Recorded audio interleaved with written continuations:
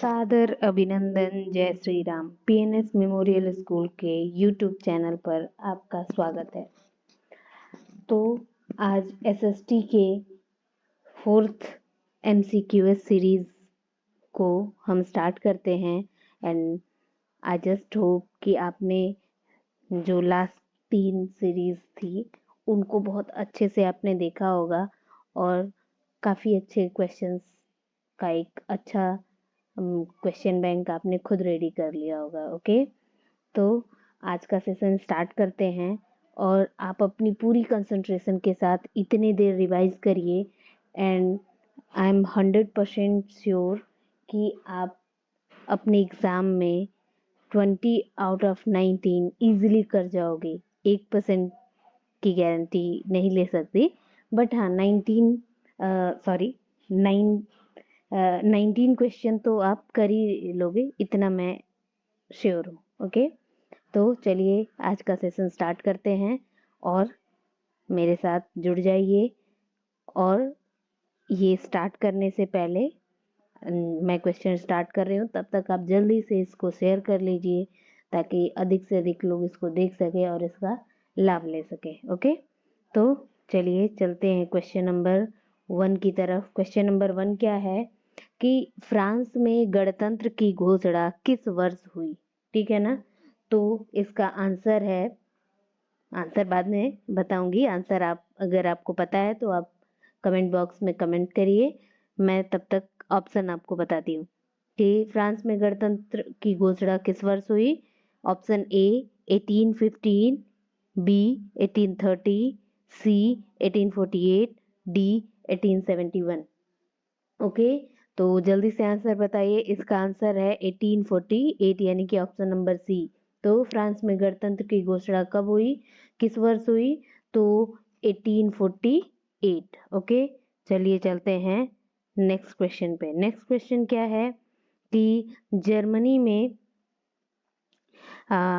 राष्ट्र राज्य के निर्माण की प्रक्रिया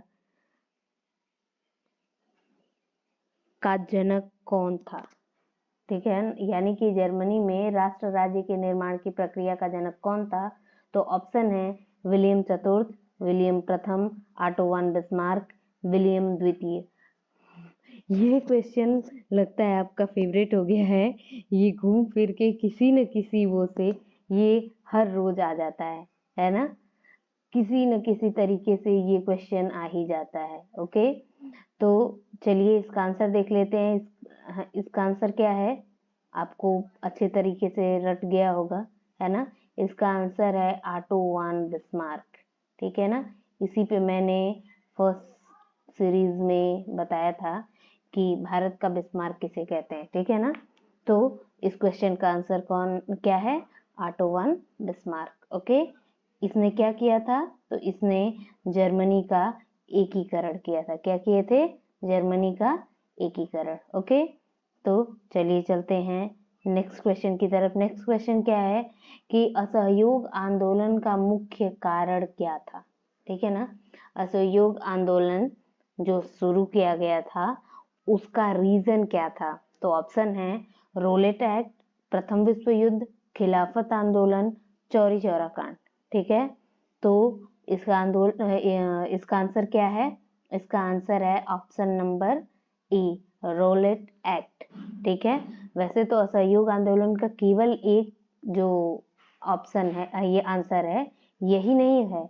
इसके अलावा जलियांवाला बाग हत्याकांड भी इसका था। ठीक है, और भी 2-3 रीजन थे, लेकिन इन 4 ऑप्शन में से कौन सा सही है? तो option number A, Rowlatt act. Okay, चलिए चलते हैं नेक्स्ट क्वेश्चन। नेक्स्ट क्वेश्चन क्या है कि वह उद्योगपति जिसने 1920 के दशक में लागत को कम करने का निर्णय किया। ठीक है, 1920 में, तो ऑप्शन सुन लीजिए। Bill Gates, J B Fulton, Henry Ford, Andrew Carnegie. ठीक है, तो बिल गेट्स नहीं, बिल गेट्स ऑप्शन आंसर नहीं है। कौन से उद्योगपति ने जो लागत को कम करने का निर्णय किया? तो वो है ऑप्शन नंबर सी यानी कि हेनरी फोर्ड। ठीक है, इसका आंसर क्या है? Henry Ford. ओके, चलिए चलते हैं नेक्स्ट क्वेश्चन यानी कि क्वेश्चन नंबर 5 की तरफ, कि कपास की खेती के लिए सबसे उचित यानी सर्वोत्तम भूमि कौन सी है। ठीक है, कपास की खेती के लिए सबसे उचित भूमि कौन सी है। तो ये सेम क्वेश्चन थोड़ा सा चेंज करके कल भी आया था। ठीक है, तो इसका आंसर आई थिंक आपको पता होगा। ऑप्शन क्या है, काली मिट्टी, लाल मिट्टी, जलोढ़ मिट्टी, लेटराइट मिट्टी। तो इसका आंसर है ऑप्शन नंबर ए, काली मिट्टी। ठीक है, और मैंने बताया था कि भारत में सबसे अधिक जो कपास है वो किस राज्य में उत्पादन किया जाता है। तो ये इसका आंसर मैं कल बता चुकी हूँ। आज आप लोग अपने कमेंट बॉक्स में कमेंट करके बताएंगे। ओके, तो मैं चलती हूँ क्वेश्चन नंबर 6 की तरफ। तब तक आप लोग इसका आंसर दीजिए कि कपास की खेती भारत के किस राज्य में सबसे अधिक होती है। क्वेश्चन नंबर 6 क्या है कि सुंदरवन राष्ट्रीय पार्क किस राज्य में स्थित है। तो ऑप्शन है असम, उड़ीसा, पश्चिम बंगाल, मध्य प्रदेश। ठीक है, तो जल्दी बताइए कि इन चारों ऑप्शन में से कौन सा ऑप्शन सही है। तो राष्ट्रीय वन सुंदरवन राष्ट्रीय पार्क किस राज्य में है। तो इसका सही आंसर है पश्चिम बंगाल। ओके, इसका आंसर क्या है, पश्चिम बंगाल। ओके, और इससे एक क्वेश्चन और भी बन सकता है कि ये किस नदी यानी कि किस डेल्टा क्षेत्र में, किस नदी के डेल्टा क्षेत्र में स्थित है। तो आपका आंसर होगा क्या, गंगा। ठीक है, गंगा नदी के,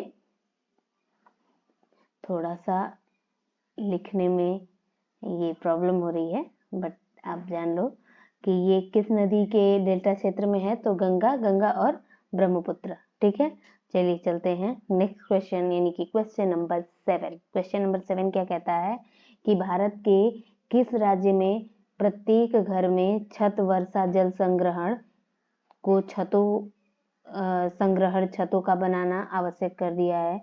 आई थिंक क्वेश्चन में कुछ थोड़ा सा मिस्टेक है।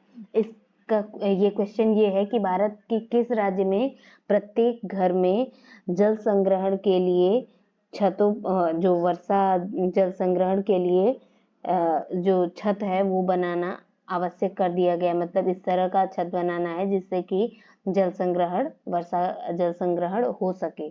ठीक है, तो ऑप्शन है कर्नाटक, आंध्र प्रदेश, तमिलनाडु, केरल।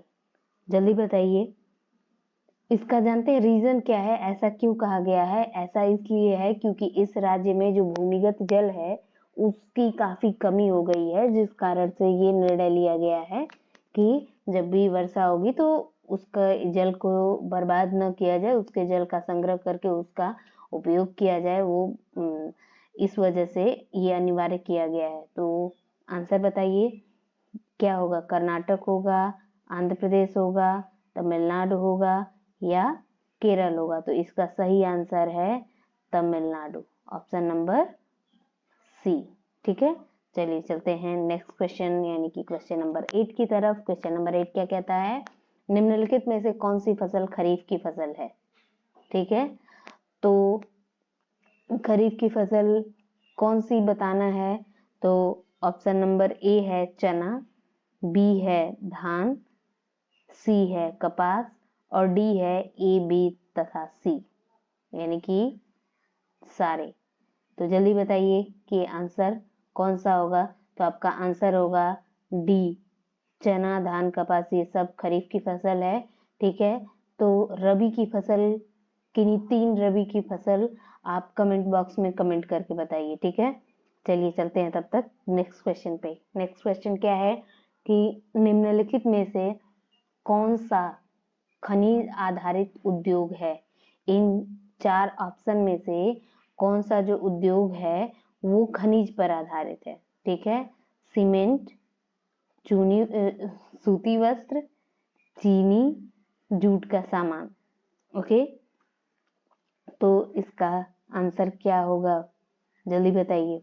इसका आंसर होगा ऑप्शन नंबर ए, सीमेंट। ठीक है, सीमेंट जो है वो खनिज आधारित उद्योग है। ओके, चलिए चलते हैं नेक्स्ट क्वेश्चन पे।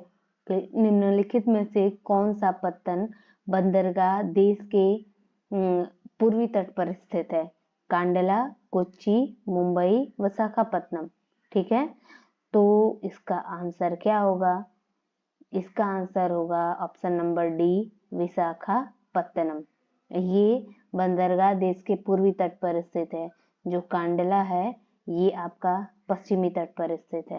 तो क्वेश्चन नंबर 11 क्या कहता है कि श्रीलंका में सिंगली को एकमात्र राजभाषा कब घोषित किया गया? ठीक है, ऑप्शन है 1950 में, 1960 में, 1956 में और 1955 में। ठीक है, तो इसका आंसर क्या है? अगर आपको पता है तो जल्दी से बताइए।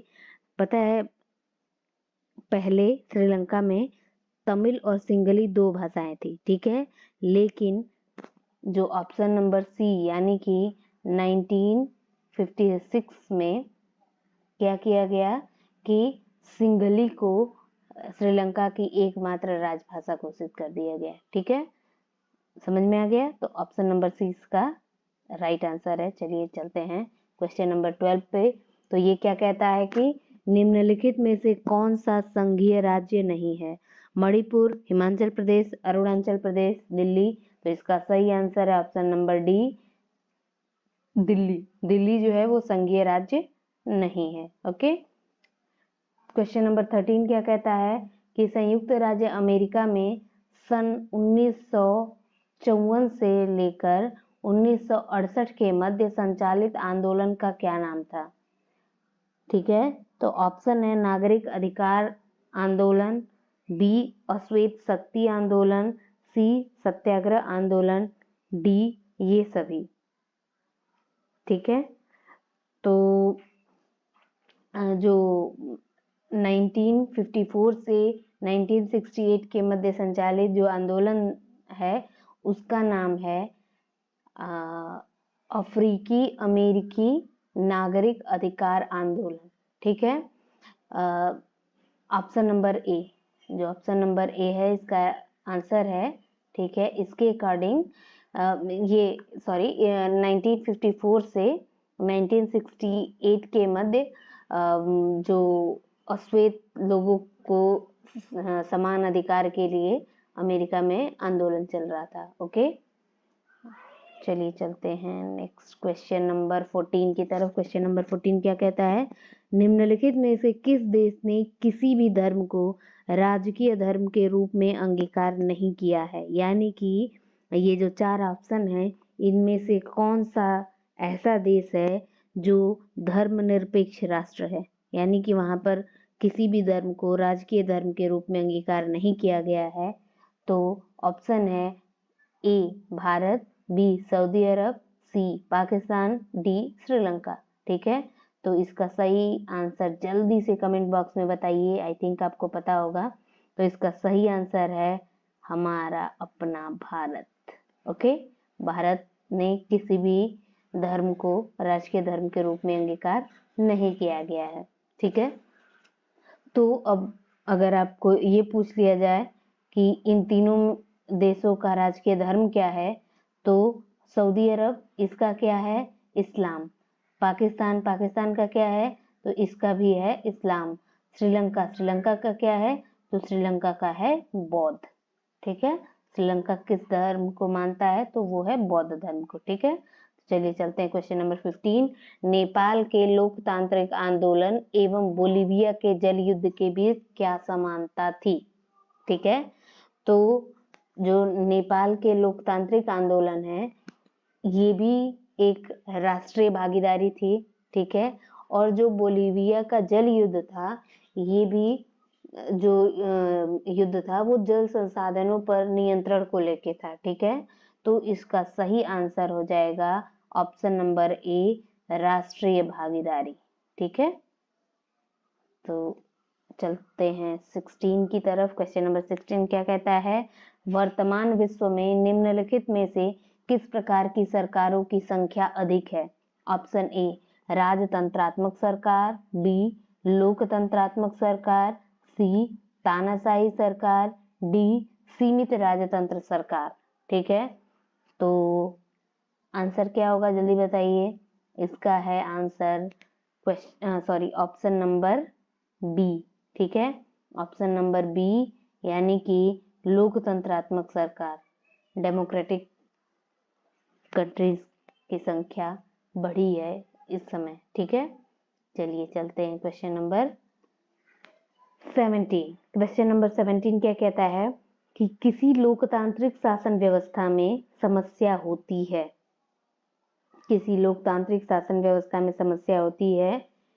क्या समस्या होती है? लोकतंत्र की चुनौतियां, प्रतिनिधियों की चुनौती है, जनता की चुनौती है, तानाशाह की चुनौती है।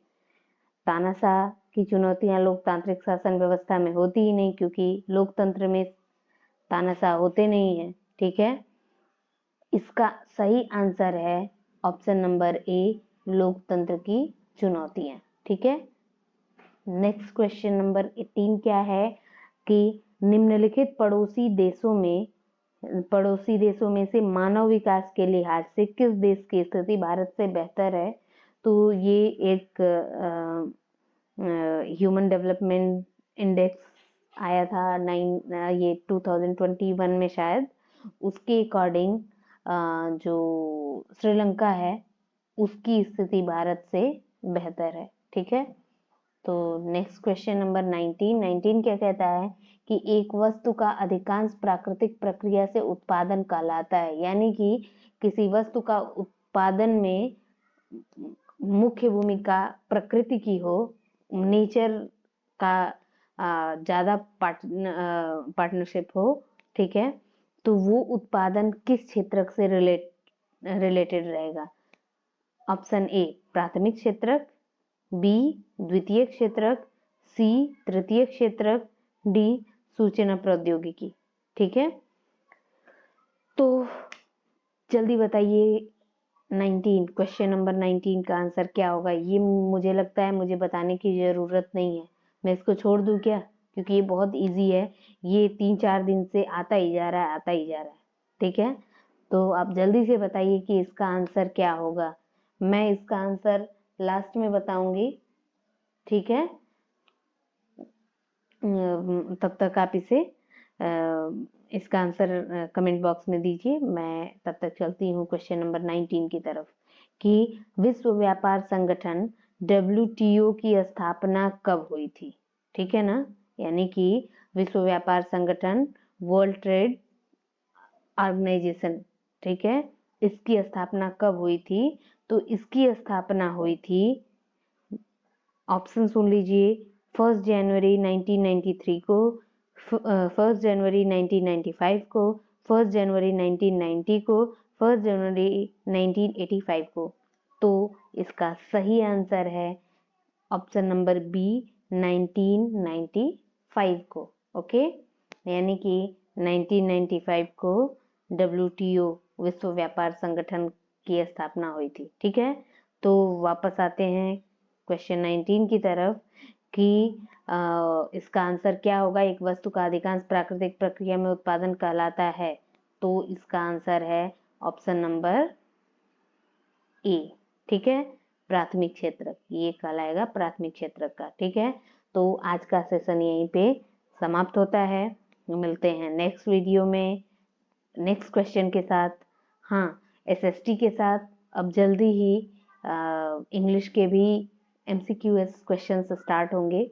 ओके, 1 से 2 दिनों में, और 1 से 2 दिनों में ही SST के मैप से रिलेटेड जो क्वेश्चन है उसकी अलग से सेपरेट सीरीज आपको मिलेगी, जिसकी वजह से आपको जो ये 20 क्वेश्चन तो इस सीरीज के जो MCQS का चल रहा है इसके थ्रू रेडी हो जाएगा, और एक और सीरीज आएगी जिसमें 10 मार्क्स का जो आपका मानचित्र से रिलेटेड क्वेश्चन आता है वो रेडी कराया जाएगा। ठीक है, तो बस 1 से 2 दिन का वेट करिए, वो भी आपको मिल जाएगा।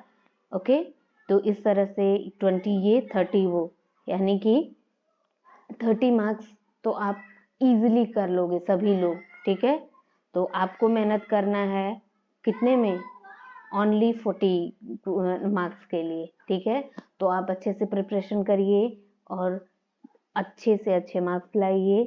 ओके, मिलते हैं नेक्स्ट वीडियो में। धन्यवाद।